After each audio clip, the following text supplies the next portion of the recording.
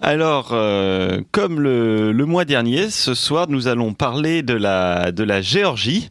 La Géorgie, son histoire, sa chrétienté, sa culture.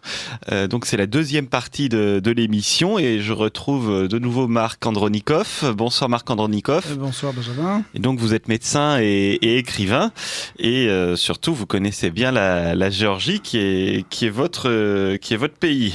Oui, qui était la terre d'une partie de mes ancêtres, absolument. Voilà, et donc nous avions commencé la chronologie de la Géorgie le mois dernier, et puis nous nous étions arrêtés, si ma mémoire est fidèle, aux grandes invasions. C'est ça, exactement. Donc nous avions vu la formation de l'État, la conquête romaine, la dispute de la Géorgie entre elles-mêmes, parce que il faut rappeler que la Géorgie, la géographie est très importante, avec des montagnes très élevées, des vallées imprenables, et donc forcément des clans qui se créent. Mais donc les Géorgiens, on le sent chaud, c'est ça ? Extrêmement chaud, extrêmement chaud.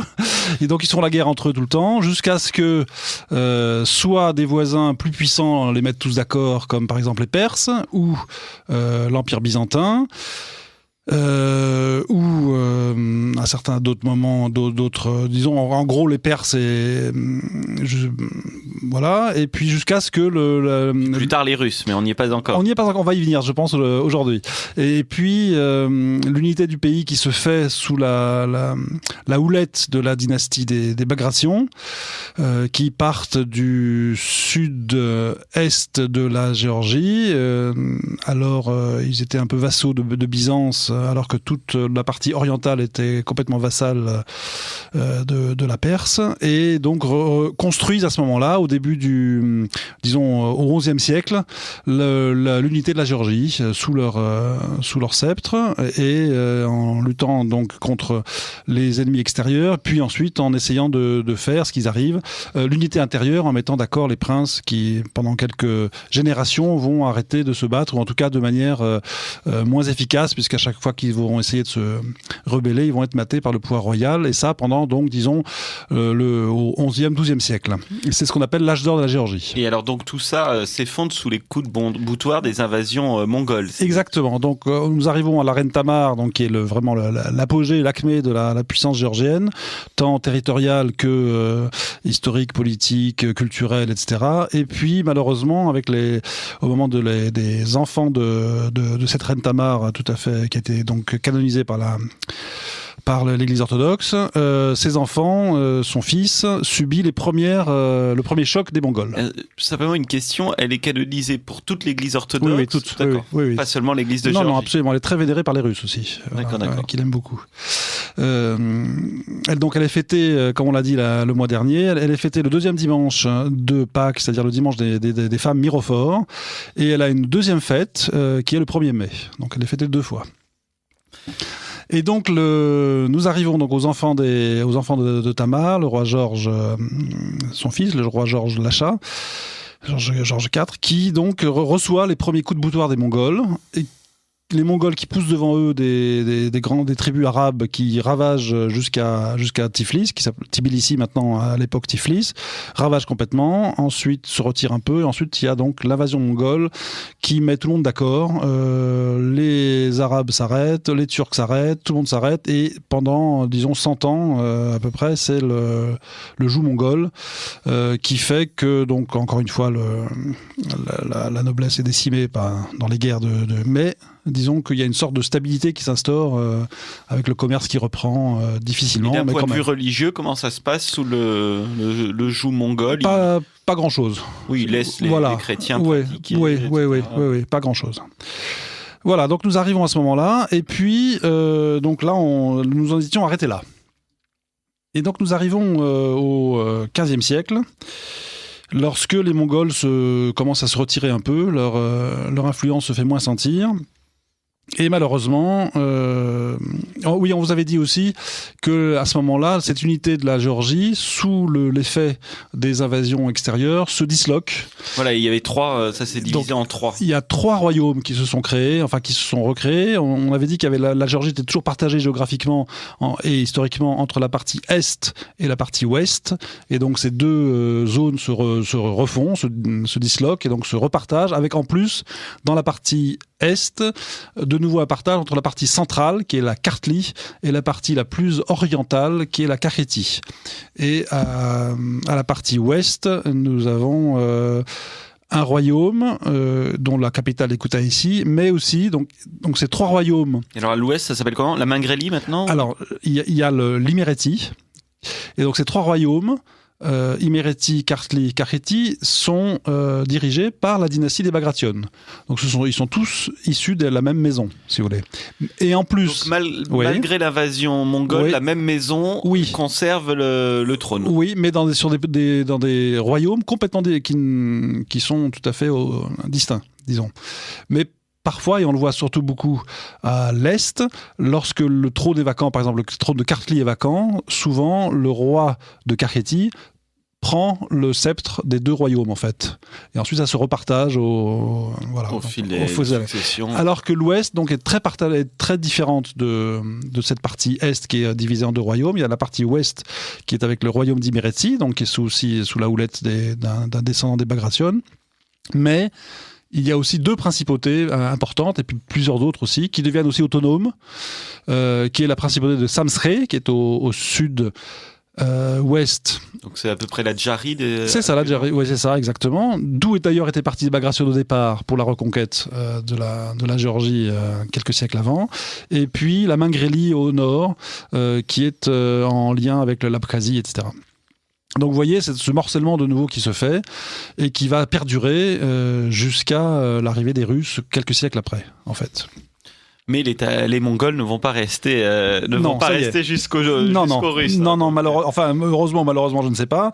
En tout cas, donc, pendant tout le XVe siècle, les Mongols donc se retirent et les luttes reprennent. Et il y a donc le royaume reste morcelé, avec des tentatives de réunification selon des batailles, le sort de certaines batailles, avec plus ou moins de succès, mais toujours de manière éphémère. Et alors à ce moment-là, quand les Mongols se retirent, est-ce qu'il y a de nouveau un protecteur ou un occupant étranger qui chapeaute tout ça, ou est-ce que c'est une indépendance totale des petits royaumes? Ce sont des moments différents, jusqu'à ce qu'on arrive... Tout le XVIe, XVIIe siècle, c'est partagé en 2 zones d'influence. À l'est, la Perse, et à l'ouest, les Turcs, qui sont donc en fait le royaume de Géorgie, ou les royaumes de Géorgie et les principes de Géorgie sont vassals de ces 2 grandes puissances et luttent régulièrement pour essayer de retrouver de l'indépendance, mais à chaque fois perdent. Et donc on peut en parler un petit peu si vous voulez. Bien volontiers, Marc Andronikov. Donc on arrive au XVIe siècle, donc c'est les grands partages. Et en 1553, donc il y a un traité qui est signé par le roi Loarsab de Kartli, donc le royaume du centre. Centre-est. Le centre-est, c'est ça, exactement. C'est en fait, quand on regarde la carte de la Géorgie, c'est vraiment le centre. D'accord. Mais disons que il y a l'ouest qui est à part. C'est le centre-est, exactement. Le roi Loarsab Ier de Géorgie, de Kartli, signe un traité avec l'Iran et la Turquie pour essayer de mettre fin à toutes ces guerres qui sont en permanence des guerres. Donc, il faut imaginer la guerre de 100 ans en France avec... et donc là, la Géorgie a connu une sorte de guerre de 100 ans permanente. Sur 3 siècles. Ouais, tout le temps. En fait, toute son existence, en fait. Ça n'a jamais arrêté. Traite un traité donc de partage en zone d'influence nette, en disant, bon, écoutez, l'Iran, ça sera toute la partie centrale et est, et la Turquie, ça sera toute la partie ouest. Ce traité n'a pas été accepté par ses propres princes qui reprennent la lutte. Et en fait, pendant toute cette partie, devant la puissance grandissante de la Perse, les Géorgiens, officiellement, iront plutôt jouer les Turcs contre les Perses. Oui, donc à cette époque, les Perses sont plutôt dans une voie ascendante par rapport aux Turcs. À ce moment, en tout cas dans cette région, oui. D'accord. Et donc les Géorgiens jouent plutôt les Turcs contre les Perses, mais sans efficacité, puisque les Perses deviennent de plus en plus puissants dans ces zones-là. Et le fils de Louarsab, donc celui qui a signé ce traité, non suivi finalement, s'appelle Simon. Simon Ier, qui a eu donc ces dates... Toujours de la dynastie ils sont tous, Bagratione. Jusqu'à la fin, ça sera la dynastie des Bagratione. Simon de Kartli, donc le fils de ce Louarsab, 1558-1601. Il développe une activité intense et, comme beaucoup, cherche l'appui de l'Occident.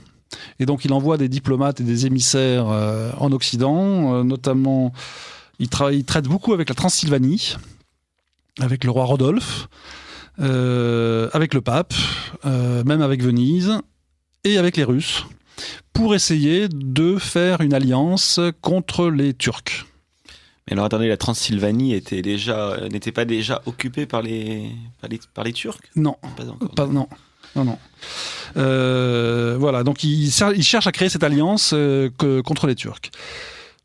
Ces émissaires, bien entendu, sont bien reçus, mais n'ont pas beaucoup d'efficacité, puisque ça reste sur des bons mots et n'a pas de... Et alors, d'un point de vue religieux, est-ce que puisque comme on l'a vu notamment dans notre série d'émissions que vous pouvez écouter en première partie,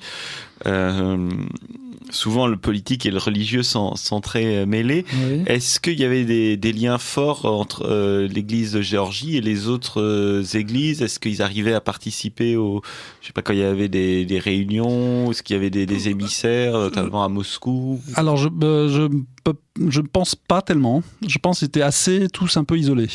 Ils avaient tous la même foi, disons, le même dogme. Ils ont tous des orthodoxes, mais il y avait pas tellement. Ils étaient tous autonomes, autocéphales. Il y avait pas tellement les communications étaient moins faciles que maintenant. Déjà maintenant, ils communiquent pas beaucoup, mais à l'époque encore moins. Et disons que les émissaires, en tout cas de Géorgie, n'étaient pas des émissaires religieux, c'était des diplomates. Et donc, ce Simon de Kartli essaie de créer une alliance de l'Occident et de la Russie et de la Géorgie contre les Turcs. Et il est aidé en cela par Boris Godunov, qui est alors le tsar de Moscou, de Russie, qui l'aide à mettre en lien les émissaires de ce Rodolphe, le fameux Rodolphe, avec le Shah d'Iran.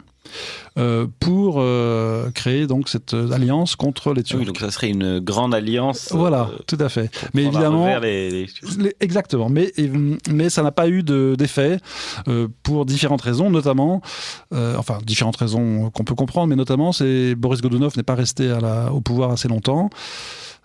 Son fils a été marié à je ne sais plus si c'était la sœur ou la fille de ce Simon. Donc vous voyez, il y avait des liens aussi matrimoniaux entre la Russie et la Géorgie à ce moment-là, qui n'ont pas non plus beaucoup d'effets, mais les liens existaient. Donc cette alliance n'a pas eu d'effet. Donc là, on est au tout début du XVIIe siècle. C'est ça, exactement, 1600 et quelques.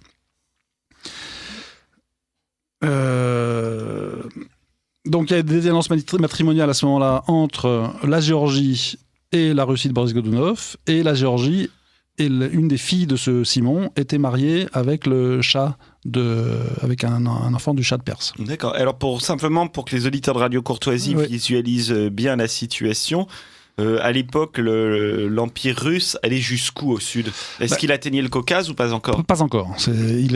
Pas encore. Donc ni la mer Noire ? Ni la mer Noire. Donc c'était assez éloigné de la Géorgie. Exactement. La mer Noire, c'est Catherine II, c'est un peu plus tard, c'est la grande expansion vers le sud. D'accord. Voilà, donc nous avons parlé de ce Simon de Kartli qui meurt en captivité en 1601 et qui avait auparavant... Alors en captivité chez les Turcs. Je ne sais plus trop, je vais vous dire. Il meurt à Istanbul, exactement. D'accord. Voilà, il meurt à Istanbul, mais auparavant, puisque son grand ennemi, c'était les Turcs, auparavant, il avait signé avec les Turcs le 21 mars 1590, un traité qui abandonnait à la Turquie tout le Caucase. Donc il signe des traités, mais en fait ensuite il n'en tient pas compte puisqu'il lutte contre les mêmes traités qu'il a signés. Voilà, donc il meurt en captivité à Istanbul en 1601. Et vous voyez donc, malgré les traités qui sont signés, les Perses sont toujours très, très forts dans toute cette région géorgienne,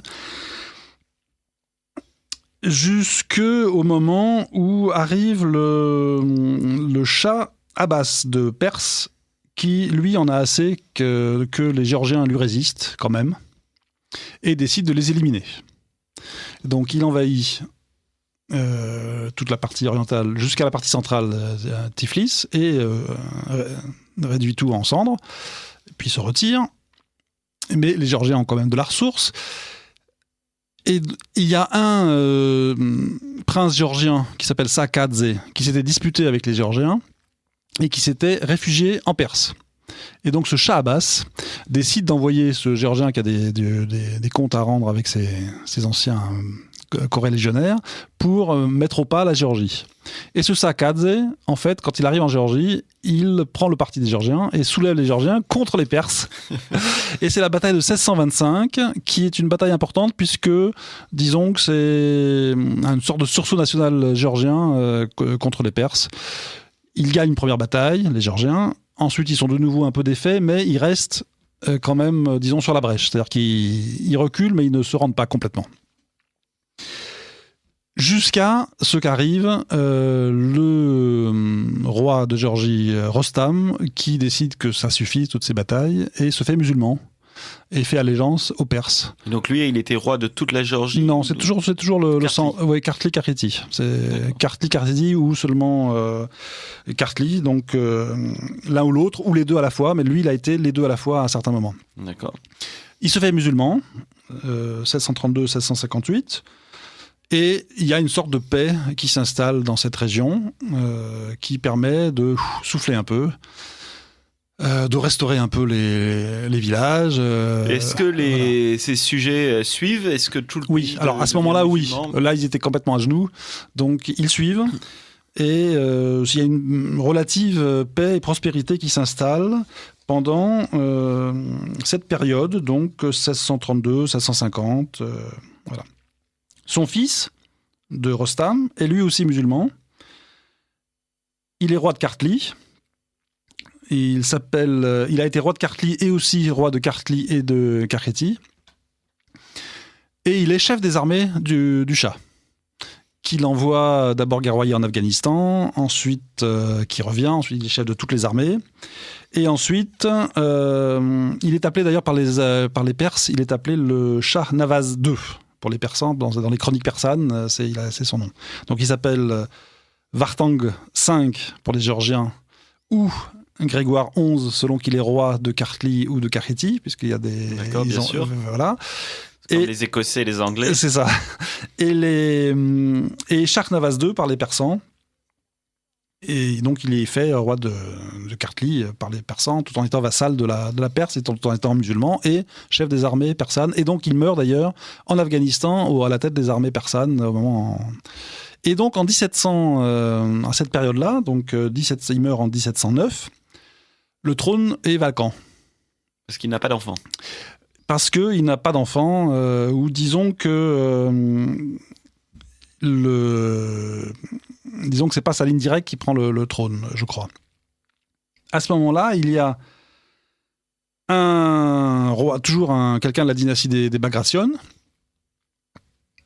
qui est soutenu par les Perses, qui est mis sur le trône et qui est Vartang VI, sur le trône de Kartli. C'est un personnage très important parce que lui reste orthodoxe, il refusera toujours de devenir musulman. Et c'est un roi lettré, dont l'oncle est un Orbeliani d'une famille dont on a parlé à l'émission précédente, qui était une très grande famille géorgienne. Donc son oncle est un Orbeliani. Et il commence, si vous voulez, sa carrière en Perse, puisqu'il est soutenu par les Perses, qu'il installe au trône de Kartli. Et donc pour les Perses, c'est pas un problème majeur, la question religieuse? Non, pas tout le temps, disons. Ça doit dépendre beaucoup des dirigeants perses. Pourquoi je parlais de son oncle Orbeliani? C'est parce que Vartang VI, recherche de nouveau l'appui de l'Occident et envoie son oncle dans les cours occidentales. Et notamment, il arrive en 1714 à la cour du roi Louis XIV. C'est sur le déclin. Qui était sur le déclin, qu'il est très bien reçu, bien entendu, mais c'est encore beaucoup de paroles. Et il reviendra ensuite en 1716, donc en Perse, avec des bonnes paroles, mais aucun effet de soutien. Vartang VI, on a dit, est un roi lettré et il est installé donc au trône de Kartli. Et sous son règne, c'est de nouveau un peu la paix dans cette région de Géorgie. C'est un peu la restauration des églises, de la vie culturelle, et c'est sous son règne que se développe la première imprimerie en Géorgie. Donc vous voyez, c'est 1700 et quelques. C'est quand même plus de 100 ans après l'invention de l'imprimerie.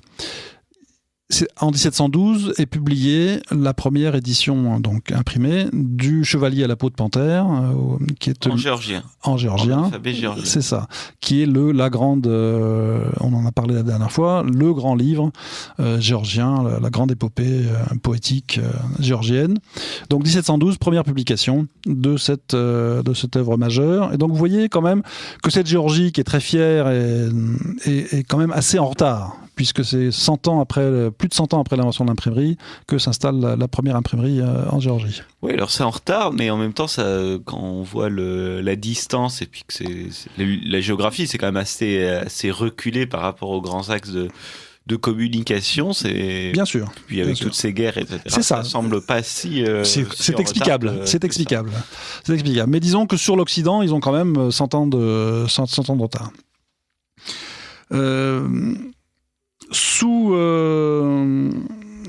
Donc ce Vartang, lorsqu'il meurt, donc il laisse une Géorgie finalement assez, disons toujours là cette partie centrale et est, assez unifiée, assez tranquille, et donc c'est une région pacifiée, mais il cherche toujours les appuis à droite à gauche. Et comme il a vu que l'Occident, Louis XIV, ne lui répondait pas, il cherche l'appui du grand tsar de l'époque de Russie, qui est Pierre le Grand, Pierre Ier.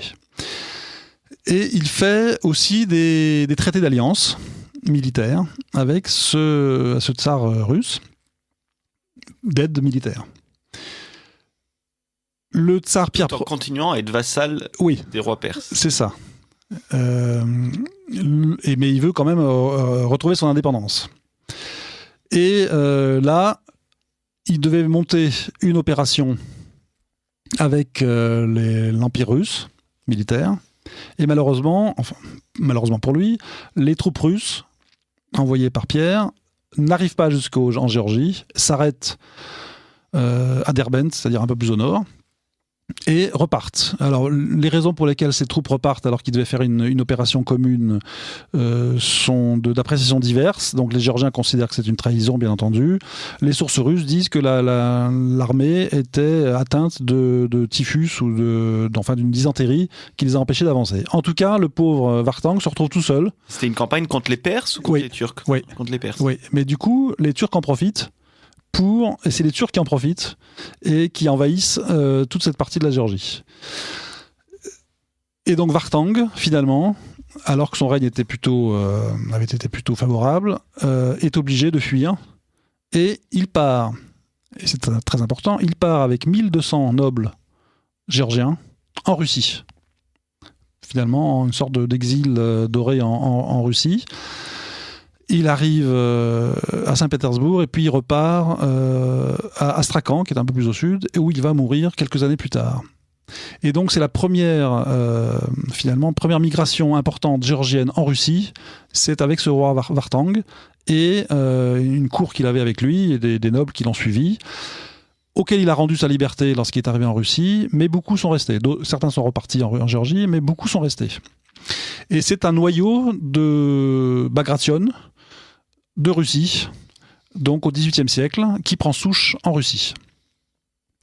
L'un des descendants de ces Bagration de Russie, donc qui est là depuis le XVIIIe siècle, sera un héros des guerres napoléoniennes côté russe, qui est le prince Pierre Bagration, qui sera chef d'une armée et qui mourra de ses blessures de la bataille de Borodino devant Moscou, qui est un grand héros des guerres russes de l'époque. D'accord. Donc vous voyez cette souche géorgienne en Russie au XVIIIe siècle qui a donc des effets à long terme. Les Géorgiens étaient connus pour leur qualité militaire et d'ailleurs lorsque les Turcs faisaient leur raid en Géorgie, ils tuaient les hommes, ils prenaient les femmes pour leur sérail et leur harem et prenaient les jeunes enfants pour en faire leurs troupes d'élite. Et alors, est-ce qu'il y a toujours cette souche bagratione en Russie ? Ouais, elle s'est un peu disséminée. Disons qu'elle n'est plus vivace comme à l'époque. Il y a des enfants, mais tout ça se dilue finalement comme nous tous nous diluons dans la vie moderne. Donc Vartang VI, on l'a dit, meurt en exil en Russie, un exil doré avec ses nobles.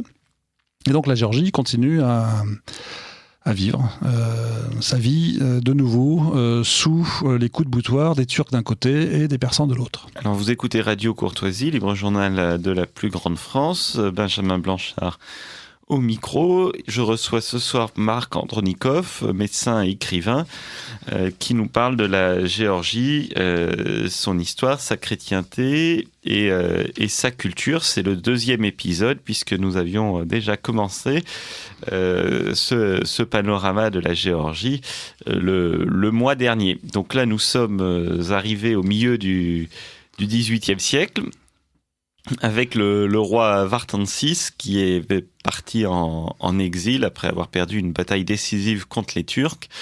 Et donc nous allons voir tout de suite ce qui se passe après la mort de Vartan VI. Donc l'histoire reprend et sous toutes ces zones d'influence turque et perse. Et à la fin du XVIIIe siècle, arrive sur le trône toujours de Kakheti ou de Kartli.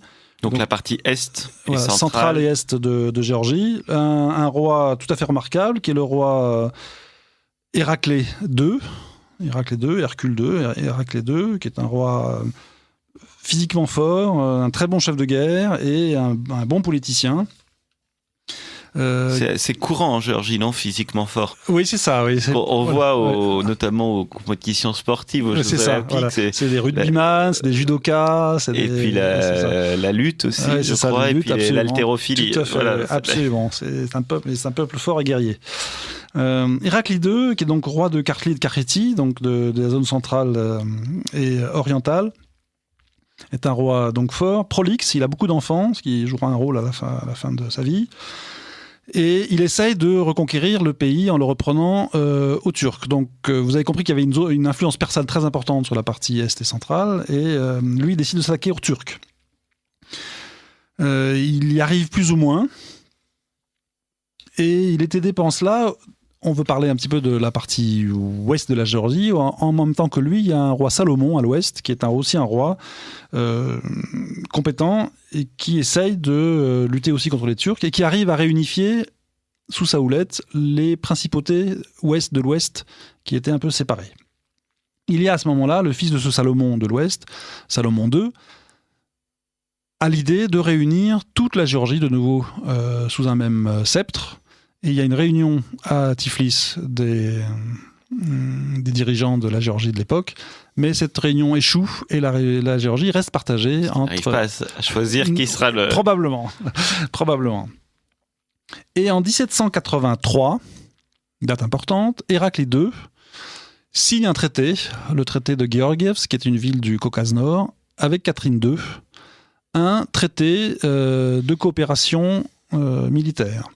C'est-à-dire que Catherine II et Héraclide II se mettent d'accord, la politique intérieure est du domaine de la Géorgie, et la politique extérieure, et donc notamment les guerres, se feront avec l'accord l'un de l'autre et en commun. Malheureusement, ce traité de 1783, et d'ailleurs à ce traité de 1783 a posé une liste de nobles géorgiens qui, avec titre de prince, etc., qui commencent à être reconnus par l'Empire russe. Donc il y avait une première liste de nobles russes qui étaient arrivés en Russie au moment de Vartangsis, on l'a vu. De nobles géorgiens. De nobles géorgiens, excusez-moi. Et donc il y a une deuxième liste là à ce moment-là qui arrive. Et c'est une sorte de deuxième influence, disons une deuxième migration de Géorgiens vers la Russie à ce moment-là. Migration, disons déjà pour l'instant dans les papiers, avant que ça ne soit physiquement. Malheureusement, ce traité de 1783, qui a été important diplomatiquement, a été un peu trahi par Catherine II, même carrément, puisque lorsque la Géorgie a été attaquée en 1795, de nouveau par le Shah d'Iran, la Russie ne l'aide pas, la Géorgie. Et donc Tiflis est à nouveau rasé, brûlé par les Persans. Et lorsque Héraclide II meurt en 1798, il a une très importante progéniture. Donc il y a évidemment un peu des luttes d'influence à ce moment-là. Et couronné roi, un fils, Georges, qui est un peu malade. Donc ça c'est 1798, et il se sait malade. Et il sait très bien que les luttes d'influence autour de lui vont signer la fin de nouveau de cette renaissance de la Géorgie qu'il y avait eu sous Héraclide II, et recommence à des tractations avec la Russie. Et alors, une question, le traité avec Catherine II, ça concernait toute la Géorgie? Non, seulement la partie Est? La partie centrale et Est, c'est ça, dont Héraclide II était roi, puisqu'il ne pouvait pas s'engager pour son cousin éloigné de l'Ouest. Et donc Georgi XII, le Georges XII, le fils d'Héraclide II, malade, monte sur le trône en 1798 et recommence les pourparlers avec la Russie pour essayer de préserver la paix dans son pays qui allait être mise à mal par des luttes intestines. Et lorsqu'il meurt rapidement après, c'est-à-dire à la fin 1800. Il meurt le 28 décembre 1800. C'est le tsar Paul Ier, le fils de Catherine, qui est au pouvoir à Saint-Pétersbourg. Et il ne laisse pas monter sur le trône le fils de ce Georges. Et il y a, donc, au moment d'une sorte de vacances courtes du pouvoir, le Paul Ier publie un manifeste, d'abord à Saint-Pétersbourg et ensuite qui est proclamé en Géorgie, de réunion des couronnes. Donc, donc à ce moment-là, les troupes russes étaient déjà en Géorgie. Il y avait un petit bataillon russe qui était envoyé par Paul, qui fait à Tiflis, qui fait que les Géorgiens ne bougent pas. Et même s'ils protestent nommément, ils ne peuvent pas protester dans les fêtes. Et donc les deux couronnes sont réunies. Donc la Russie devient de facto, le tsar russe devient de facto souverain de Kartli et de Kakhétie. Par des manifestes de 1801 qui sont ensuite confirmés par le fils de Paul, Alexandre Ier, à la fin de 1801. Parce que Paul n'a pas régné très longtemps non plus. Voilà, Alexandre Ier, celui qui est le vainqueur de Napoléon. Oui, c'est ça, exactement. Donc les couronnes de Kartli et de Kakhétie passent à la souveraineté russe. Sans guerre contre la Perse. Non. La Perse est déjà sur le déclin. Voilà, mais en fait, il n'ose plus toucher la Russie, en fait.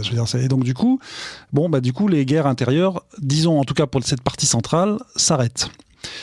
En 1804 ou 5, je crois que c'est 1805, la Russie étend son protectorat à la partie ouest de la Géorgie. Et en 1811... la Turquie est aussi sous l'Empire ottoman, est aussi sur le recul. Là, la Russie avait déjà pas mal lutté contre les Ottomans, avec Catherine II déjà. Donc là, la Russie s'empare de la partie de l'Iméréthie en 1805, sans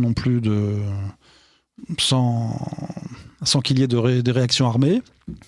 Et en 1811, malheureusement, l'Église géorgienne perd son autocéphalie. Le catholicos, c'est-à-dire le patriarche de Géorgie, est déposé. Par les Russes. Oui. Et finalement, ça sera un métropolite russe qui va diriger les affaires ecclésiastiques géorgiennes.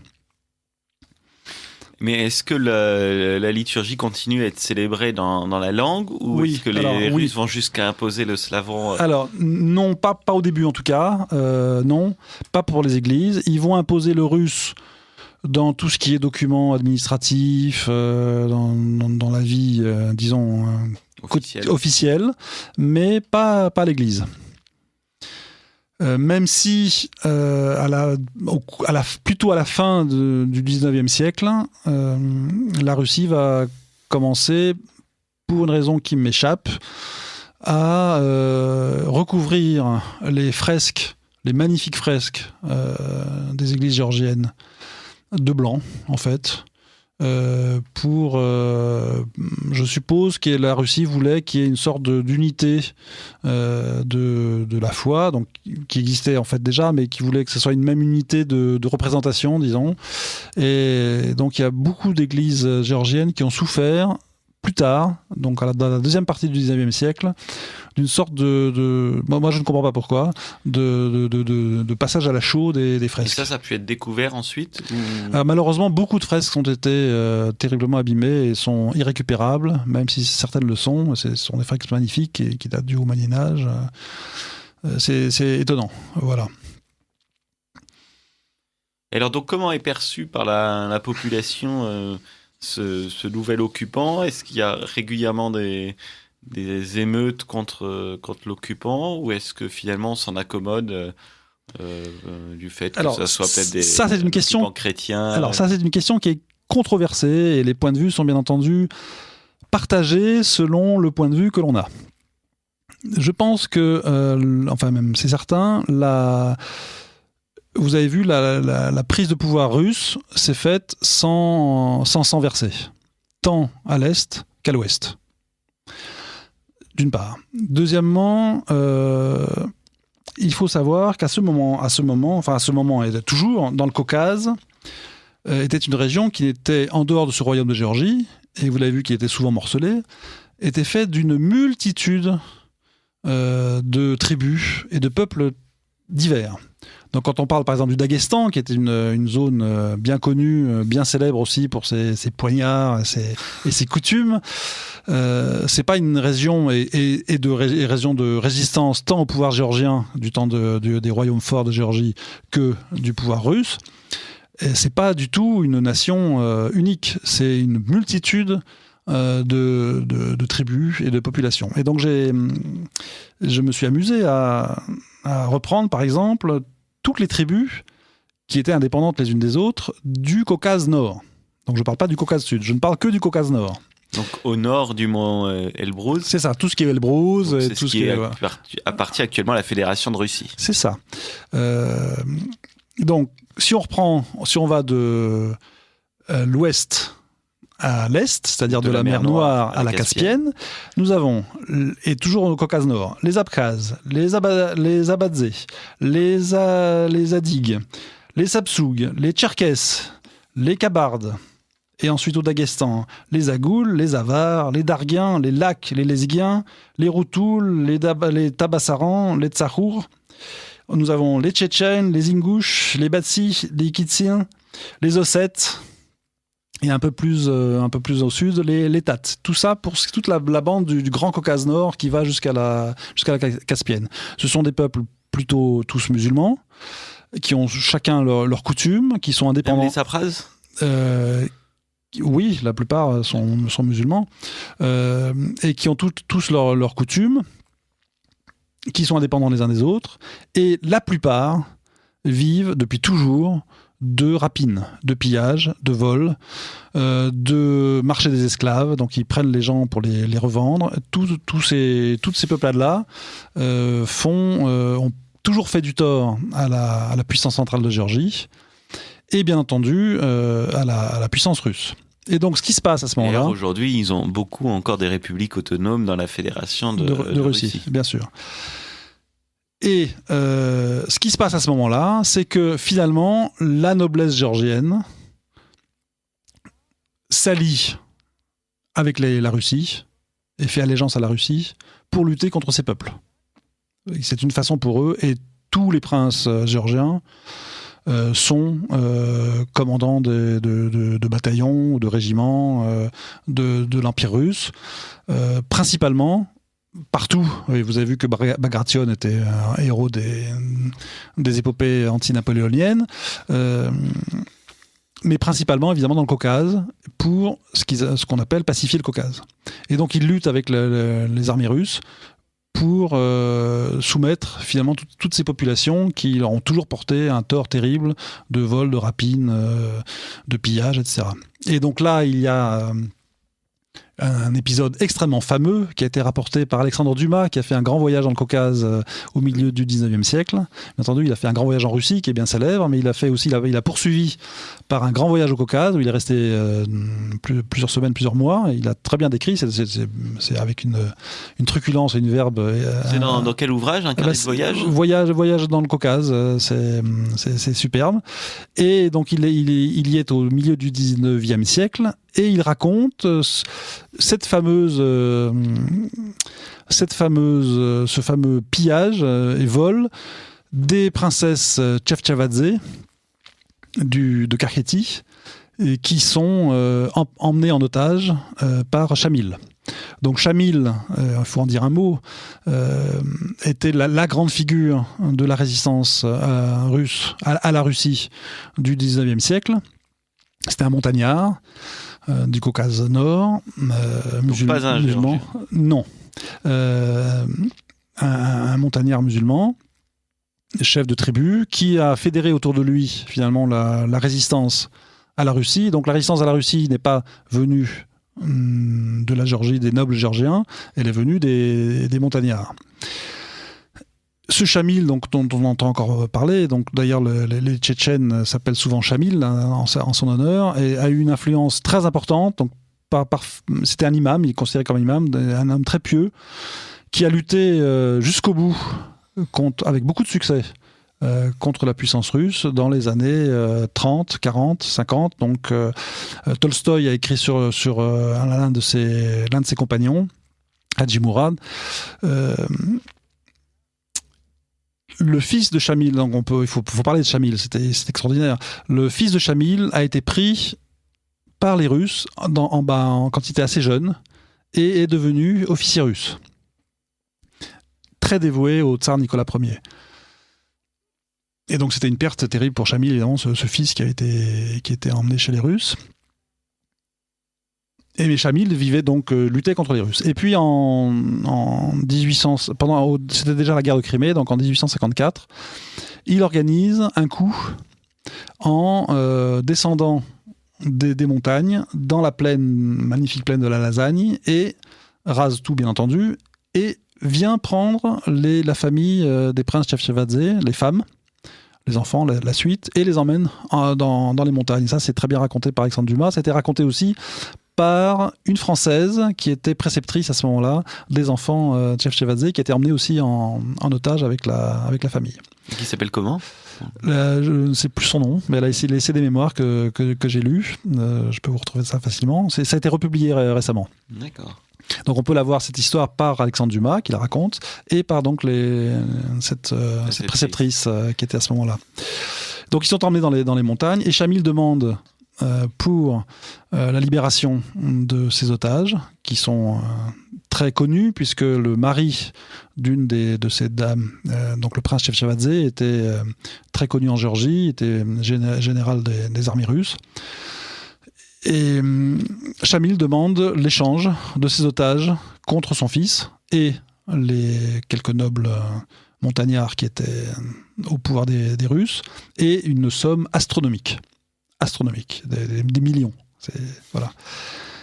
Et donc David Chefchavadze, le prince Chefchavadze, demande au tsar Nicolas Ier de l'aider dans cette démarche, et le tsar accepte. Il libère le fils de Chamil. Il paye. Il le libère, mais en fait, il n'était pas prisonnier. Il n'était pas du tout prisonnier, mais disons qu'il le renvoie à son père. Il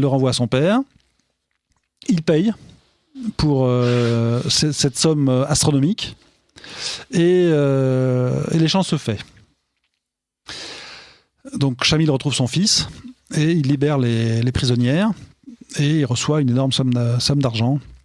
D'ailleurs, le prince Chefchavadze met en gage pour le tsar son domaine. Malheureusement, c'est une histoire très triste, parce que ce fils de Chamil ne s'adaptera pas à sa nouvelle vie, disons, qu'il retrouve, et mourra quelques années après de tuberculose, en fait. Chamil, d'ailleurs, fera venir un médecin de Tiflis, russe, pour essayer de guérir son fils. Mais bien sûr, c'était une tuberculose foudroyante et ce médecin n'a rien pu faire. Donc vous voyez que ce Chamil était très respectueux à la fois de ses ennemis, et ses ennemis le respectaient beaucoup. Et il leur a tenu tête pendant plusieurs 20 ans, 25 ans, 30 ans. Mais finalement, les Russes... Donc les Russes, il faut dire que les guerres caucasiennes pour la Russie, c'est une épopée. Ils y ont perdu énormément quand on voit la soldats. géographie, on comprend. C'était extrêmement difficile. C'est extrêmement compliqué à maîtriser. C'était extrêmement difficile, mais c'était aussi des moments d'héroïsme terribles. Il n'y avait aucun quartier. Les Russes ont fait l'erreur de construire des forteresses, des petits fortins un peu partout.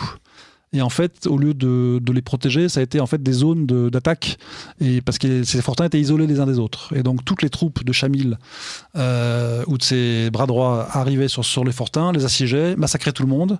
En général, ils n'en laissaient qu'un vivant pour aller dire aux autres qu'ils avaient été massacrés, etc. Et donc c'était une erreur stratégique de l'état-major russe qui a duré plusieurs années. Malgré aussi, on peut parler de la figure du baron Tornau, qui était un baron né dans les pays baltes, et qui était en 1810, et qui était devenu un agent de renseignement russe, en fait, dans les pays montagnards. Il se promenait, il s'était déguisé en montagnard, il parlait les dialectes du coin, et il renseignait extrêmement bien le pouvoir russe, et il a une vie aventureuse absolument incroyable. Et il avait dit depuis longtemps, il avait compris que la stratégie russe était mauvaise, mais bien sûr, malheureusement l'état-major russe ne l'a pas écouté longtemps, et lorsqu'elle l'a écouté, c'est-à-dire de ne pas faire de fortin, de faire une déforestation pour permettre d'avoir des terres arables qui ont permis l'enrichissement des petits villageois musulmans qui ont compris. Arrêtent de vivre de rapine. Exactement. Et donc, ils ont compris l'intérêt, finalement, de la civilisation, entre guillemets. Et ils ont passé du côté russe, et les bras droits de Chamil ont commencé à déserter, à passer du côté russe. Les troupes russes n'avaient plus besoin de passer par les forêts, de se faire massacrer ou passer par les forêts, puisqu'il n'y avait plus de forêts, donc ils pouvaient attaquer les montagnes directement. Et finalement, Chamil a été pris. Il a été pris avec les honneurs.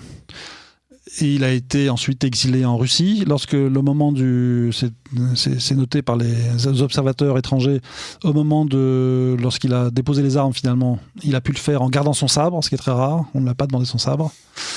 Et donc il est resté avec son sabre, et avec les honneurs, il est parti en Russie, et où il s'est étiolé petit à petit pendant de nombreuses années. Il était vraiment extrêmement bien traité par les Russes, et à la fin de sa vie, il est mort vieux.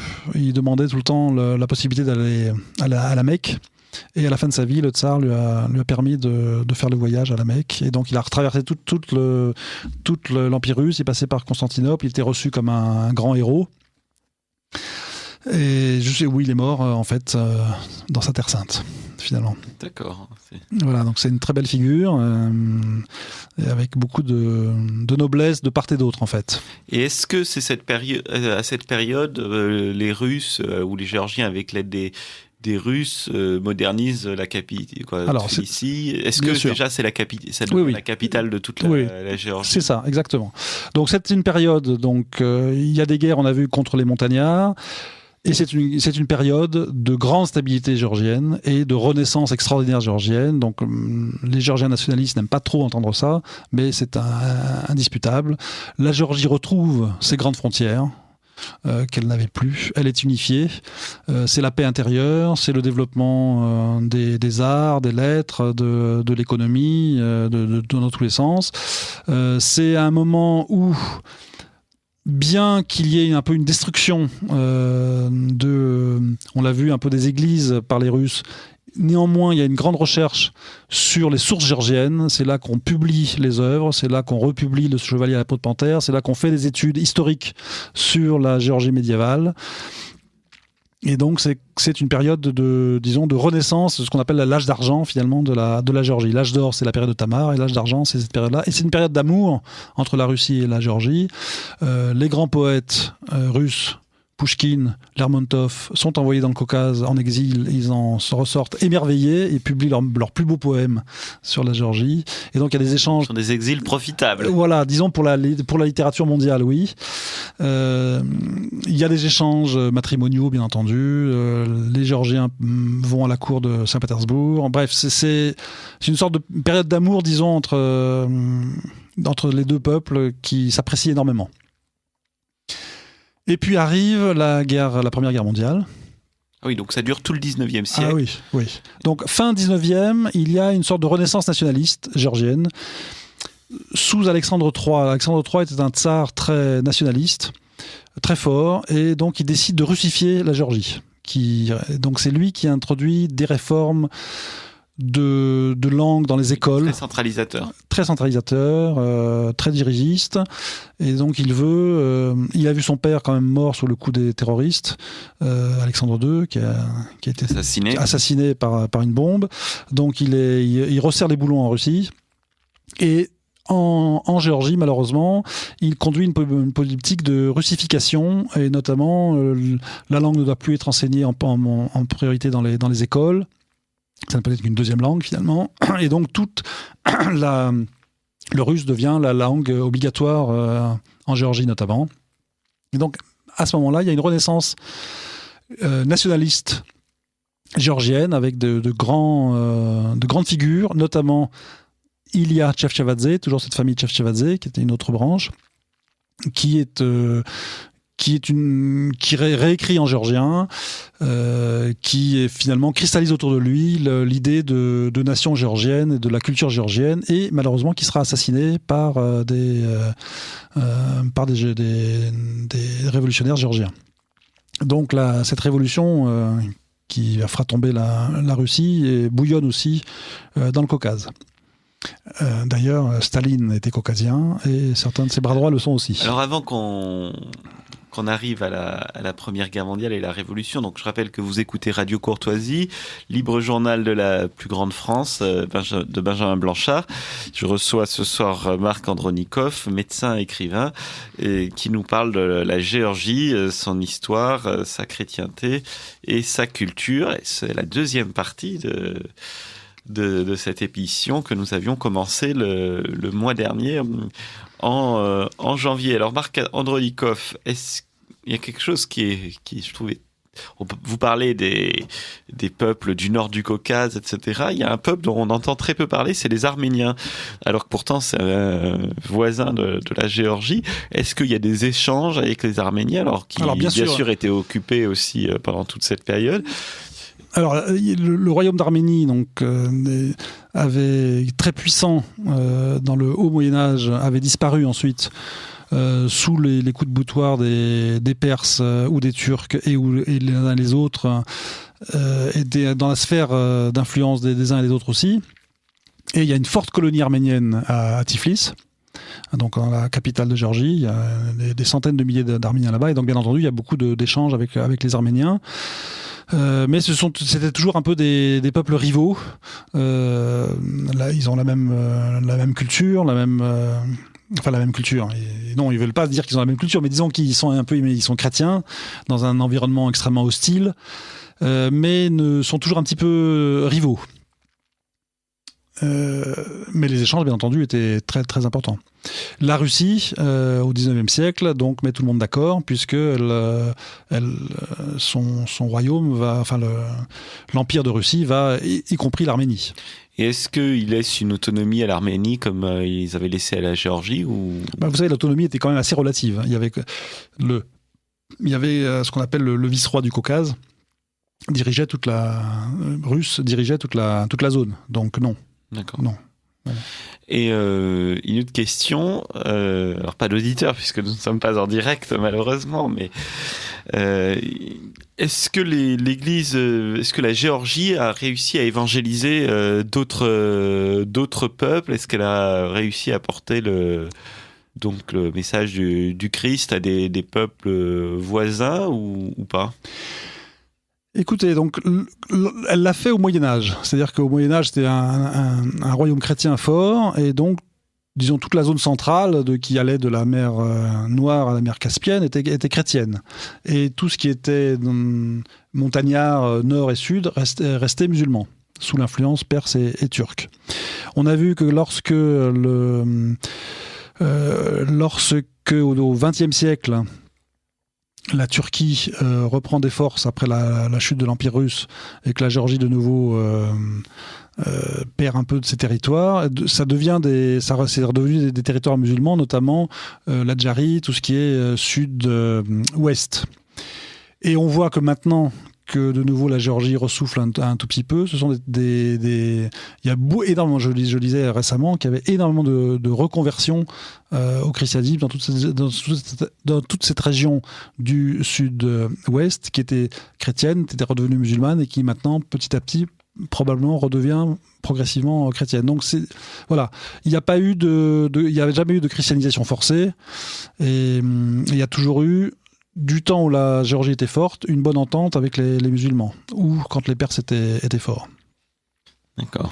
Alors donc nous arrivons à la Première Guerre mondiale. Donc bien sûr, j'imagine que les Géorgiens participent à la guerre comme tous les peuples de l'Empire. De l'Empire russe. Oui. Lorsque la Révolution arrive, que se passe-t-il ? Est-ce que Alors on peut dire un mot de la Première Guerre mondiale, puisque à ce moment-là se crée dans l'armée russe une division qui est composée uniquement de peuples du Caucase. Et c'est une division qui est extrêmement célèbre en Russie, qui s'est appelée la division sauvage, et qui était célèbre pour sa bravoure et les coups qu'elle a portés aux troupes, qui notamment elle a beaucoup combattu contre les Autrichiens. Et notamment mon grand-père d'ailleurs y était. D'accord, donc ils combattaient sur le front européen, pas contre la Turquie. Ils combattaient sur le front européen beaucoup. Donc cette division sauvage est très célèbre puisque donc elle avait des tenues très originales, exotiques. Et ils avaient les tenues cosaques et caucasiennes, les tcherkesses venus ils portaient ça. Et ils avaient un sabre non réglementaire et ils chargeaient à cheval. Donc c'était des très bons cavaliers, tous ces peuples caucasiens, des cavaliers d'élite.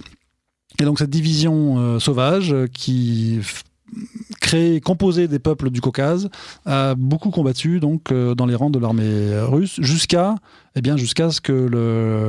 l'effondrement de l'Empire. Est-ce qu'il y avait un front contre l'Empire ottoman donc au sud Caucase ? Il y avait un front que les Géorgiens ont perdu et donc les Ottomans ont repris beaucoup de territoires dans la Géorgie de l'Ouest. Donc ils ont pris Batumi, ils ont pris ce qui est un grand port sur la mer Noire, et donc ils ont repris toute cette zone,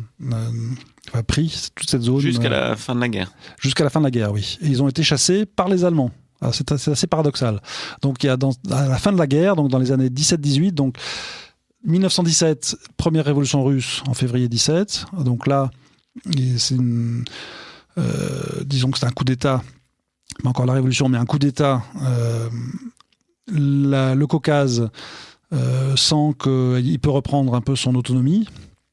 Il y a énormément, c'est très compliqué, tous ces peuples du Caucase, parce qu'il y avait beaucoup de cellules révolutionnaires. Il y avait les mencheviks, les bolcheviks.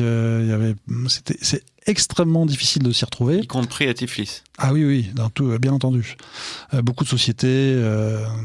C'est très très compliqué. Et les Géorgiens, ou en tout cas les Caucasiens, il y a plusieurs luttes qui se créent entre ceux qui veulent une transcaucasie globale, c'est-à-dire une union de tous les peuples du Caucase, et ceux qui veulent l'indépendance de chaque région comme entité géorgienne, arménienne, etc. Donc c'est des luttes aussi bien au sein des révolutionnaires eux-mêmes, entre ceux qui veulent la grande Transcaucasie et ceux qui veulent la Géorgie ou l'Arménie indépendante, etc. Très compliqué. Il y a la guerre, il y a les Ottomans qui reprennent toute une partie ouest de la Géorgie. Fin 17, il y a les Allemands qui reprennent avant l'armistice. Mais comment ils sont arrivés jusque-là ? Ah oui, ils étaient là. Parce qu'ils étaient toujours intéressés par bien sûr, le pétrole. Ils sont arrivés en bateau ? Ils étaient là par tous les côtés. Non, ils étaient partis. Les Allemands avaient pris aussi l'Ukraine, tout le sud de l'Ukraine. D'accord. Ils avaient la Crimée. Et donc, il tenait tout ça. D'accord. Ce qui d'ailleurs a sauvé une partie de la... C'est une parenthèse, une partie de la famille impériale russe qui était en Crimée a été sauvée par le fait que les Allemands aient pris cette zone au moment de la guerre civile. Enfin, ils tenaient toute cette zone. Et donc ils tenaient aussi, ils ont repoussé les Ottomans et ils ont une sorte de protectorat. Donc là en 1918, qui étaient leurs alliés en plus. Oui, mais ils les ont repoussés et la Géorgie, donc les dirigeants géorgiens ont fait ami-ami avec les Allemands. Ce qui a permis de stabiliser aussi la région et que ça n'explose pas, exactement. Ensuite, les Allemands ont été eux-mêmes, après l'armistice et en 1918, il y a les Anglais qui sont arrivés, et il y a eu un protectorat anglais pendant quelques mois, jusque 19, et pour la partie la plus à l'ouest, Batumi, en 1920. Pendant ce temps-là, la Géorgie décidait, luttait pour savoir son avenir, son indépendance en tant que nation ou dans la Transcaucasie.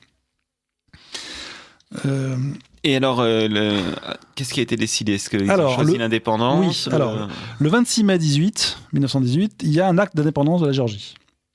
Au moment où la Turquie envahissait tout. Donc vous voyez que c'était des actes d'indépendance qui étaient proclamés, mais qui n'étaient pas traduits par les faits. Mais il n'y a pas eu un moment où il y a eu une république de Transcaucasie? Si, justement, à ce moment-là. Donc c'est très compliqué. Il y a une république qui a été extrêmement éphémère, puisque au moment où elle se créait, pareil, au moment où on la proclamait, elle se morcelait dans les faits de droite et de gauche. Et elle a été proclamée également en novembre 18? Elle a été proclamée, oui, je vais vous dire, j'ai ça dans mes papiers, je ne sais plus ça très exactement. C'est tellement compliqué que je me suis jamais vraiment trop intéressé à cette question, qui était assez éphémère et qui était finalement assez néfaste pour l'ensemble, puisque les forces révolutionnaires agissaient en sous-main ou clairement. Donc on a vu que en pratique, les Anglais sont restés jusqu'à 1920. Et la Géorgie reproclame son indépendance fin 1920. Et cette fois réellement. Réellement. Et le 27 janvier 1921, l'indépendance de la Géorgie est reconnue par les forces de l'entente. Et comme république ou comme royaume? Comme république. Comme république, c'est une république menchevique en fait. D'accord. Donc révolutionnaire, mais pas bolchevique. C'est ça, exactement. Et en sous-main, les bolcheviques travaillaient. Pour récupérer ça. Donc le 27 janvier 1921, l'indépendance est reconnue de jure, c'est-à-dire officiellement par les vainqueurs de la Première Guerre mondiale. Les vainqueurs de la Première Guerre mondiale, 27 janvier 1921. Et le 25 février 1921, la Géorgie est envahie par l'armée rouge. Voilà. Et donc là, c'est la fin de l'indépendance géorgienne qui est mise dans le sac de l'Union soviétique. Mais donc, il y a eu un semblant d'indépendance entre 18 et... pendant 3 ans à peu près. C'est ça, exactement. Voilà. Un semblant d'indépendance sous le pouvoir menchevique, plus ou moins efficace, avec l'aide des Allemands, puis l'aide des Anglais, en fait. Et est-ce que ça a permis de consolider l'identité nationale, de préparer l'avenir, etc. Probablement, bien entendu. Mais bien entendu. D'ailleurs, pour parler de mon grand-père, qui était donc qui faisait partie de cette division sauvage, qui n'était pas révolutionnaire. Non, qui n'était pas révolutionnaire, qui était un prince géorgien. À ce moment-là, alors qu'il était marié à une Russe qui était à Saint-Pétersbourg et qui a fui la guerre civile jusque dans le Caucase Nord, en fait, lui, il se retrouve dans le Caucase Sud et finalement, en 1918-19, il décide de rester en Géorgie indépendante. Pour justement, il avait une formation de juriste, il se disait qu'il allait participer à la création de la Géorgie indépendante. Il y a eu une constitution, etc. Ils ont essayé, mais tout ça est vite tombé sous l'armée rouge en fait. Et donc du coup, mon grand-père est resté sous le pouvoir soviétique pendant que ma grand-mère partait avec son fils, mon père, en France. D'accord. Donc c'était voilà. Donc vous n'avez jamais connu Non, ni mon père n'a connu son père, qui était resté là-bas pour son malheur, puisqu'après c'est une autre histoire. Donc en 1921. En 1921, donc le pouvoir soviétique s'installe et il est aussi déchiré en fait entre l'idée de savoir s'il faut faire une Transcaucasie ou des sortes de républiques soviétiques, géorgiennes, arméniennes, etc. Et c'est là que rentre en jeu, donc il y a Staline, qui est... mon père aimait toujours à dire qu'il n'était pas géorgien, qu'il était ossète, mais enfin, il est quand même de la région. Staline, son bras droit... De Gori. Ah oui, de Gori, pardon. Voilà, de Gori, sa ville. Qui est juste à côté de l'Ossétie. Ouais, c'est ça, c'est le sud de l'Ossétie. Parce que j'ai visité sa maison natale. C'est ça. Quand j'y suis allé, à l'été 2008, il y avait encore une grande statue de Staline sur la on peut place visiter sa maison. Sa mère est restée toujours là-bas. De Gori. Et en fait, peu de temps après la guerre contre la Russie, l'ancien président Saakashvili a fait abattre la statue en s'amusant de nuit d'ailleurs. Ce qui prouve bien qu'il était peut-être pas très sûr de lui sur l'accueil par la population du déboulonnage de la statue de... Donc Staline, qui s'appelait Djougashvili, ancien séminariste russe en fait, qui vient de là-bas. Son bras droit bolchevique pour la région s'appelle Orjonikidze, dont il y a une ville qui prendra son nom après. Donc géorgien aussi. Géorgien aussi. Donc sous la férule de Lénine encore jusqu'à ce que Lénine meure. Et puis donc il y a des luttes intestines entre différentes factions communistes du coin et monte en puissance un autre Géorgien qui s'appelle Lavrenti Beria, qui deviendra le bras droit de Staline plus tard, et qui monte petit à petit, et qui réorganise qui est chef du KGB local, enfin de la Tchéka à l'époque, qui sera le chef à la fin, pendant très longtemps, dans les années 30, à partir des années 30, à la fin des années 30. Et donc à ce moment-là, donc quand il y a l'annexion par l'Union soviétique, est-ce que c'est une république socialiste soviétique de Transcaucasie ou... Non, géorgienne en fait. Au début, ils savaient pas. Donc il y avait la lutte entre les deux et entre ceux qui voulaient justement encore la nationalité géorgienne comme république ou une sorte de Transcaucasie. Donc il y a une lutte de factions communistes entre ces deux idées. Et puis finalement, c'est la faction, disons, de Beria qui a prévalu, qui était plutôt géorgienne contre la Transcaucasie. Donc à ce moment-là, on crée 3 républiques socialistes soviétiques, la Géorgie, l'Arménie et l'Azerbaïdjan. Exactement. Tout à fait. Et alors, comment se passe cette période? Parce que, alors, bon, d'un côté, on entend bien que c'est l'armée rouge qui envahit, donc c'est une occupation. Mais de l'autre, on a l'impression que c'est une occupation du pouvoir soviétique par les Géorgiens, ce que vous nous dites. Parce qu'entre Staline et Beria... Oui, bien sûr. Et oui, c'est une sorte de... Voilà. Les Russes aiment à dire que la révolution russe a été faite anti-russe, en fait. Donc en fait, c'est la Russie qui est occupée par les Géorgiens. En quelque sorte. Ce qu'il y a de sûr, c'est que pendant la période soviétique, disons de la deuxième partie de la période soviétique, c'est-à-dire dans les années 60, la Géorgie était reconnue comme un endroit un peu de liberté pour les gens qui venaient de Moscou, une sorte de la gang khrouchtchevienne ou brejnevienne.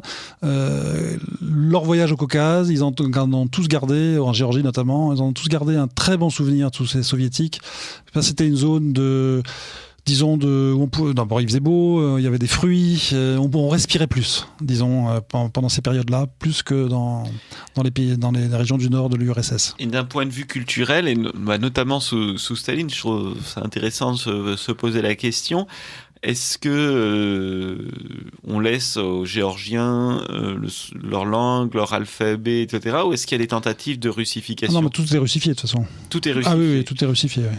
Donc le fait que Staline vienne de Géorgie, qu'il soit ossète ou géorgien, ne fait pas qu'il soit... Non, tout est russifié. Tout est russifié. Tout envers les Géorgiens. Non, tout est russifié. Tout est russifié, mais disons que... Par exemple, il y a plus l'alphabet géorgien n'est plus utilisé. Pas dans tout ce qui est document officiel. Mais c'est quand même autorisé de parler géorgien. Oui, absolument. Il y a des écoles... Oui, bien entendu. Mais disons que tout ce qui est la vie officielle est en russe. Et à l'école, on apprend le russe? À l'école, on apprend le russe. Bien entendu. Et le géorgien après? Le géorgien dans la famille. Dans la famille, mais pas à l'école. Bon, on peut l'apprendre, si vous voulez, en plus. D'accord. C'est ça. Voilà. Et alors, c'est pas interdit. D'accord. Et malgré cela, la culture géorgienne perdure. Parce qu'elle est très forte. La culture géorgienne perdure, elle est extrêmement forte. Et d'ailleurs, il y a très peu, contrairement à l'émigration arménienne, il y a très peu d'émigration géorgienne. Les Géorgiens sont très attachés à leur pays, qui est très beau, qui est très riche, et ils restent sur place. Donc ils ont peu de diaspora. contrairement aux Arméniens. Et alors, comment ça se passe d'un point de vue religieux? Est-ce que l'Église est persécutée? Alors, vous nous aviez dit que l'arrivée russe avait supprimé l'autocéphalie. Oui. Est-ce que la Révolution permet de rétablir l'autocéphalie? À quel moment? Je ne peux pas vous dire. Le catholicos est rétabli, mais je ne peux pas vous dire sa date, en fait. Voilà. André Samangrello nous manque. Voilà, André Samangrello nous manque, absolument. Mais peut-être qu'il pourra nous faire écouter de la musique. On manque de musique aussi, je trouve. Mais oui, mais il n'est pas là, donc. Et on pourra en mettre, sans doute, non, pour le. On va regarder. Mais oui, et donc le catholicos s'est rétabli donc au courant du XXe siècle. Est-ce que pendant la période soviétique, les églises restent ouvertes? Non, non, toutes les églises sont fermées comme partout. Il y a quelques églises qui restent ouvertes. C'est le même tarif que partout dans l'Union soviétique. C'est-à-dire que le clergé est extrêmement persécuté, les églises sont fermées, etc. Il n'y a pas d'exception, disons. Comme vous savez, jusqu'à la Deuxième Guerre mondiale, où Staline s'est appuyé en fait à libérer les quelques prêtres évêques qui restaient vivants des camps de concentration et les a réinstallés parce qu'il s'est rendu compte que sans cela, il allait perdre la guerre. Et donc c'est ce sursaut en fait national qui est parti, qui a été aidé par la religion, ce qui a permis en fait de sauver en quelque sorte l'Église orthodoxe. D'accord. Et donc, pareil pour la Géorgie. Oui. Et à partir de ce moment-là, après la fin de la Seconde Guerre mondiale, c'est resté sur ce... Jusqu'à Khrouchtchev. Et en fait, Khrouchtchev a recommencé à fermer les églises. D'accord. Voilà. Mais voilà. Donc, il y a eu une petite bouffée d'air frais après toutes les purges staliniennes, au moment de la Deuxième Guerre mondiale, jusqu'à ce que Khrouchtchev recommence à fermer les églises. Donc c'était encore, on n'avait pas le droit disons que c'était pas bien vu de pratiquer, on n'avait pas tellement le droit, quelqu'un pouvait perdre son travail s'il pratiquait la religion, etc. Donc il y a une déchristianisation très importante des élites qui faisaient partie du Parti communiste, etc. On ne pouvait pas être chrétien et faire partie du Parti communiste, c'était impossible. D'accord. Donc déchristianisation importante de la Géorgie jusqu'à, disons, jusque dans les années 90. Et là, ça recommence petit à petit. Avec la fin de l'Union soviétique. Lorsque l'Union soviétique est tombée... Alors, est-ce qu'il y a eu en Géorgie, dans tout ce mouvement qui a vu la fin du communisme, est-ce que les Géorgiens ont participé à ce mouvement ou est-ce qu'ils l'ont plutôt subi ils ont été très contents. Donc, ils n'ont pas participé activement, mais ils ont été très contents que l'Union soviétique tombe et qu'ils retrouvent leur indépendance. Mais tout en portant au pouvoir le chef du Parti communiste local. C'est ça, exactement, qui était ancien ministre des Affaires étrangères. Voilà, ouais, c'est ça. Donc c'est Édouard Shevardnadze. Oui, qui était ancien ministre des Affaires étrangères de Gorbatchev, chef du Parti communiste local, qui est devenu président de la République à l'époque. Et ensuite, ils se sont encore de nouveau battus, beaucoup. Il y a eu une guerre civile terrible en Géorgie au moment de l'indépendance de la Géorgie, donc dans les années 1990. Il y a eu plusieurs guerres civiles qui ont détruit énormément de choses entre eux, ensuite avec l'Abkhazie. Et puis il y a eu aussi, donc, Shevardnadze a été obligé de consentir de l'automnomie à plusieurs parties, donc l'Abkhazie, l'Ossétie du Sud, et puis même l'Adjarie, voilà. À un moment, qui était cette partie qui était musulmane, et qui, alors ce qui est bizarrement, donc c'est resté autonome une dizaine d'années il y avait un satrape local, je ne sais plus son nom, et puis sous Saakashvili, ça a été récupéré sans absolument aucune effusion de sang. Je ne sais pas trop comment ça s'est passé, mais donc l'Adjarie est revenu dans le giron de Tbilissi. Et d'ailleurs, depuis que c'est revenu dans le giron de Tbilissi, ce qu'on disait tout à l'heure, c'est la majorité des habitants sont redevenus chrétiens. Enfin, ils étaient musulmans et petit à petit ils redeviennent chrétiens. Oui. Voilà, donc au moment de l'indépendance, donc la Géorgie a de nouveau eu des guerres civiles importantes, comme on vient de le dire, avec de nouveau un morcellement C'était une période très difficile sous ce président Shevardnadze. Shevardnadze, il y avait eu Gamsa Khourdia aussi qui a été tué finalement. Voilà, donc c'était très instable jusqu'à ce que Saakashvili remette un peu d'ordre avec l'aide probablement des Américains, et c'est le financement américain. Et donc là, Saakashvili a été remercié. Donc ça, c'est les années 2000 en fait. Les années 2000. Il a tenté une guerre malheureuse pour récupérer l'Ossétie du Sud. Donc ça, c'était très mal vu. Oui, alors ce que vous dites, le terme que vous employez, ça va complètement à l'encontre de ce qu'on avait entendu en France. Non. Ah si, parce vous avez dit, il a tenté une guerre malheureuse. Bah oui. Parce que je me souviens très bien, parce que j'étais en Géorgie à ce moment-là. 2008, ouais. Voilà, j'étais en Géorgie à ce moment-là, mais les médias français nous disaient que c'était la Russie qui avait déclaré la guerre. Non. Et je me souviens très bien, en fait, parce que j'étais arrivé une semaine avant le début de la guerre, j'étais en visite voir des amis, et tous les soirs, le président Saakashvili parlait à la télévision pour annoncer pour faire des discours patriotiques, annonçant qu'ils allaient reconquérir les territoires perdus. Et je me souviens, j'étais dans la montagne, une station au pied du mont Elbrouz, dans une vallée au nord de Tbilissi, et un petit village de montagne où on fait de la randonnée. On entendait le canon qui tonnait, et donc on est rentré à Tbilissi parce qu'on se disait qu'il allait y avoir des choses. C'était pas l'Elbrouz, je pense que ça devait être le Kazbek. Oui, voilà, pardon, au pied du mont Kazbek, pardon. Et en fait, on rentre à Tbilissi, et le soir, il y avait une immense manifestation sur la place centrale de Tbilissi, où il y avait eu un discours du président avec un feu d'artifice pour fêter la victoire, puisque c'était le moment où les troupes géorgiennes avaient avancé en Ossétie du Sud, presque jusqu'au tunnel, en fait, jusqu'à la frontière russe. Et puis, je me souviens très bien que j'avais dit aux amis géorgiens, mais vous n'avez pas peur que les Russes réagissent, parce qu'il y avait eu, je crois, 7 ou 8 soldats russes qui avaient été tués, des soldats de la paix, entre guillemets. Sur la frontière, voilà, exactement, qui avaient été tués. Je dis, vous croyez que Poutine va laisser faire ça? Et les Géorgiens me répondaient très naïvement, non, mais on n'est pas inquiets, on est soutenu par les Américains. Alors, en regardant une carte, on voit bien que les États-Unis étaient peut-être un peu loin pour intervenir. Et d'ailleurs, dès le lendemain, la Russie avait répliqué.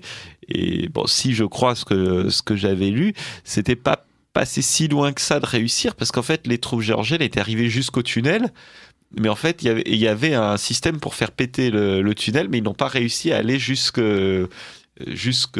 l'endroit qu'il fallait pour faire déclencher les explosifs qui auraient fermé le tunnel, et ça aurait été beaucoup plus difficile pour les Russes d'arriver sans le tunnel. Il aurait fallu faire une opération aéroportée, parce qu'après c'est des montagnes à plus de 4000 mètres, à plus de 4000 mètres d'altitude. Mais je dois avouer que c'était très intéressant de voir ça sur place.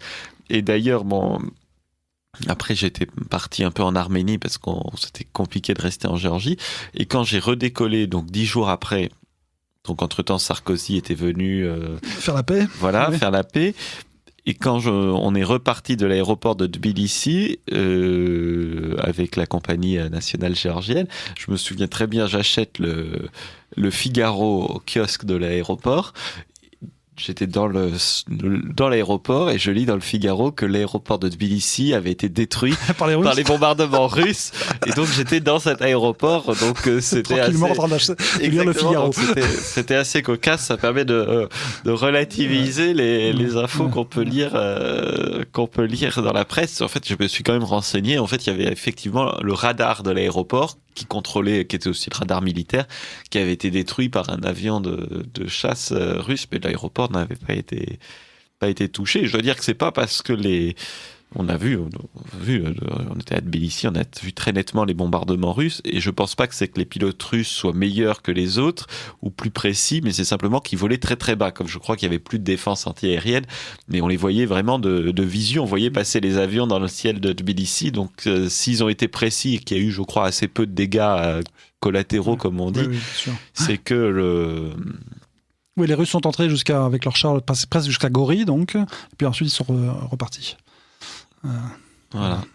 Et donc le Saakashvili, donc qui a mené cette guerre malheureuse, a permis de moderniser un peu le. Oui, alors il était soutenu par les Américains. Il a entrepris pas mal de réformes d'infrastructures. Donc il a amélioré les routes, il a fait construire des villes sur la mer Noire en pensant développer le tourisme. Donc il a eu un effet bénéfique sur l'infrastructure du pays, qui a été assez stable à ce moment-là, sauf au moment de cette guerre. Et le tourisme d'ailleurs marche assez bien. J'ai regardé quelques statistiques. Ça commence à marcher. Il y a un tel potentiel que c'est extraordinaire. Donc voilà, il y avait très peu d'infrastructures. Donc Saakashvili a commencé à mettre ça au point. Et puis, aux dernières élections, donc, il a perdu sa place de président après 2 mandats.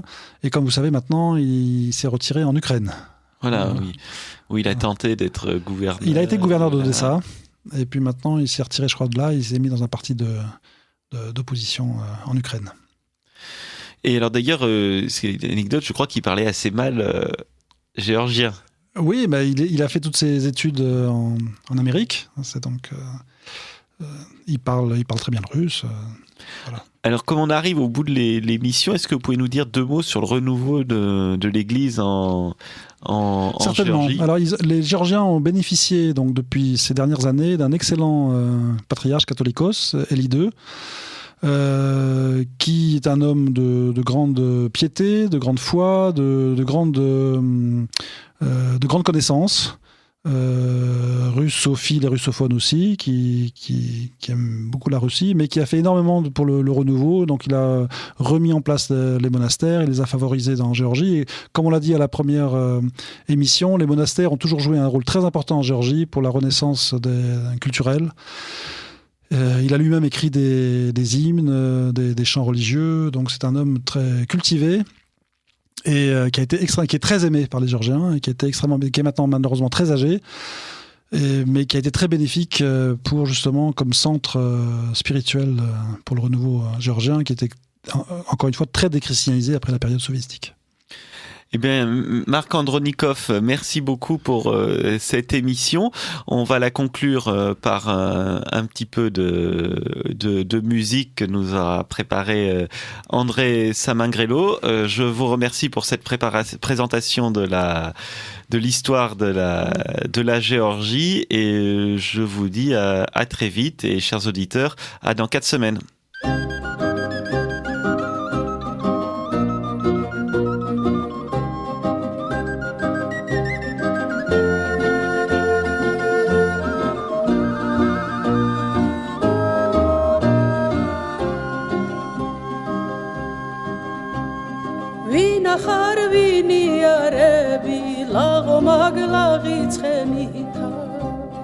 თავს რა დარშამაიბრუნებ ყანას რა და მამაკეუცრემლითა თავს რა დარშამაიბრუნებ ყანას რა და მამაკეუცრემლითა ცრემლითა ვერცხლის თასა და მწმაქცია როღვინითა გევსებოდე დაფერილი მქნა წითლა და შამსვამდი შაგერგებოდე ანამ ქნა ვერცხლისათი თეთრო ხელზე ჩაგედებოდე ანამ ქნა ოქროს ზურთვაი კალთაში ჩაგეშლებოდე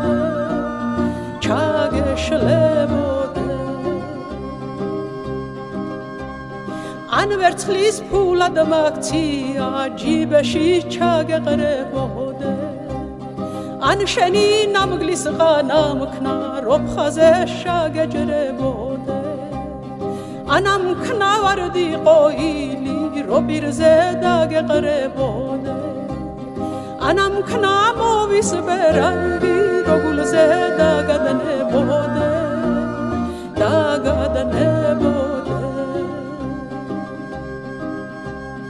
ან შენი ნანდაური მქნა გულს ჯავრად ჩაგეჯრებოდი ძალიან დაწუხებულსა გზაზედაც შაგეყრებოდი ან შენი ძმა მქნა მოწილე როდეს გაგეყრებოდი